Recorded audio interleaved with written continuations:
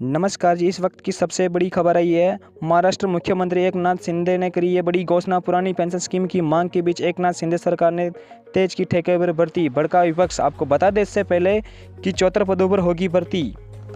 तो बने रहे आप भी इस वीडियो के लास्ट तक और जाने इस बड़ी अपडेट को सबसे पहले। इससे पहले अगर आपने अभी तक भी इस वीडियो पर लाइक नहीं किया तो लाइक कर दीजिए, क्योंकि आपका एक लाइक ही हमारी मेहनत का फल होता है।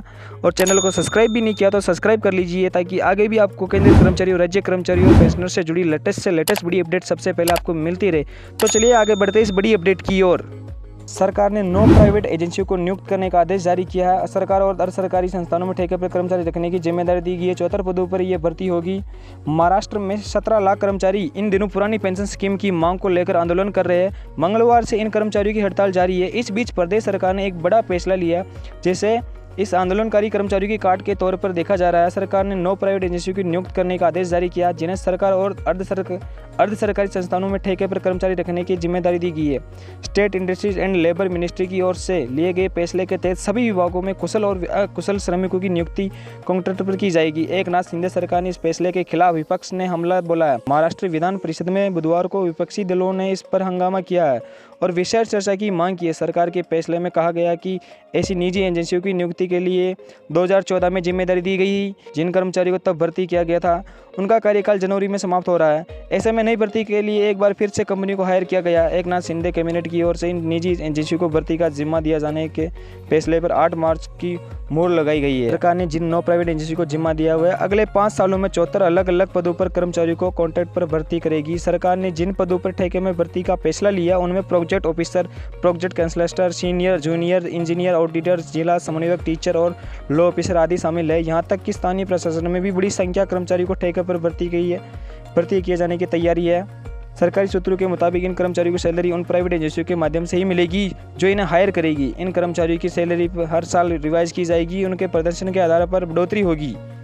इस वक्त की एक और सबसे बड़ी अपडेट। कर्मचारी की हुई बल्ले बल्ले खुशखबरी। मोदी सरकार ने लागू करी पुरानी पेंशन योजना, सिर्फ इनको मिलेगा लाभ।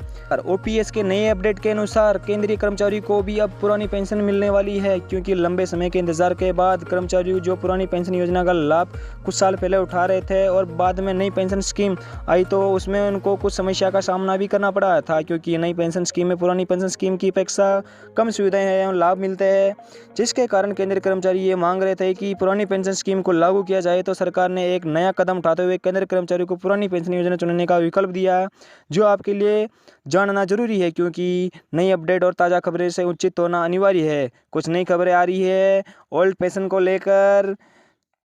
कर्मचारियों की बल्ले बल्ले होने वाली है, क्योंकि अगर आप केंद्र सरकार के कर्मचारी लंबे समय से है, आपके परिवार में कोई भी केंद्र कर्मचारी आए, तो पुरानी पेंशन की नई अपडेट जानकर आपको बहुत ज़्यादा खुशी मिलने वाली है, क्योंकि इस अपडेट के मुताबिक सभी केंद्र कर्मचारियों को पुरानी पेंशन योजना का लाभ सरकार की तरफ से उठाते हुए कदमों के बाद मिलने वाला है, क्योंकि सरकार की तरफ से चुनिंदा समूहों को पुरानी पेंशन स्कीम का विकल्प चुनने का अवसर मौका दिया गया है। कार्मिक मंत्रालय की तरफ से आदेश में यहाँ कहा गया था कि 22 दिसंबर 2003 से पहले विज्ञप्ति का अधिसूचित पदों के लिए कर्मचारी सेवा में शामिल होने वाली सभी, क्योंकि सरकार की तरफ से चुनिंदा समूहों को पुरानी पेंशन स्कीम का विकल्प चुनने का अवसर मिला है और क्योंकि सरकार की तरफ से चुनिंदा समूहों को पुरानी पेंशन स्कीम का विकल्प चुनने का अवसर और मौका दिया गया है।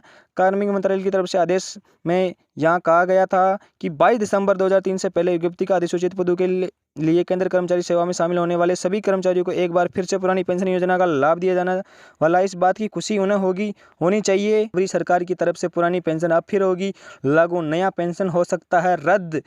22 दिसंबर 2003 से पहले राष्ट्रीय पेंशन प्रणाली एनपीएस अधिसूचित जब किया गया था, ऐसे में कर्मचारी केंद्र सिविल सेवा पेंशन नियम के तहत पुरानी पेंशन के सभी पात्र उम्मीदवार जो है वो इसके माध्यम का प्रयोग करना। ओल्ड पेंशन स्कीम चुनने के लिए कर्मचारी 31 अगस्त 2023 तक का समय केंद्र सरकार द्वारा दिया गया है। यह आदेश केंद्रीय सशस्त्र पुलिस बल कर्मियों और बहुत से अन्य प्रकार के कर्मचारियों पर यह नियम लागू होना तय किया गया। 2004 में केंद्र सरकार में सेवा शामिल हुए थे। इनके सुनहरी अवसर केंद्र सरकार के द्वारा तैयार जो केंद्र कर्मचारी को बहुत बड़ी राहत भरी खबर देने वाला है, क्योंकि उन्हें पुरानी पेंशन योजना स्कीम का लाभ मिलने से उन्हें बहुत ज़्यादा लाभ और सुविधाएं मिलने वाली है। आपको पता होना चाहिए, सरकार ने इस तरह कदम उठाने के बाद कर्मचारियों को अगर पुरानी पेंशन योजना बहाल की जाती है, जैसे कि 5 राज्यों में बहाल किया गया है, तो सरकार पर वित्तीय बोझ बढ़ेगा, क्योंकि उन 5 राज्यों में जिन्होंने पुरानी पेंशन योजना को लागू किया उसके नाम छत्तीसगढ़, राजस्थान, झारखंड, हिमाचल प्रदेश और जो पहले से ही ओपीएस को बहाल कर चुके हैं, ऐलान भी की है। आपको ज्ञात होना चाहिए, नई पेंशन स्कीम इसलिए लागू किया गया था ताकि सरकार के भविष्य निधि खाता या सरकार के खाते को बैलेंस रखने के लिए नई पेंशन गई थी, क्योंकि पैसा बहुत ज़्यादा खर्च हो रहा था पुरानी पेंशन योजना में। तो ऐसे में अगर सरकार यह योजना पूर्ण रूप से राज्य में लागू करती है तो उसे आर्थिक रूप से बहुत ज़्यादा नुकसान का सामना झेलना पड़ सकता है। तो दोस्तों, आज की थी ये बड़ी अपडेट। आई होप कि ये न्यूज़ आपको अच्छी लगी तो अपने साथियों तक भी शेयर कर दीजिए और वीडियो पर लाइक कर दीजिए। आपका एक लाइक ही हमारी मेहनत का फल होता है। धन्यवाद जी।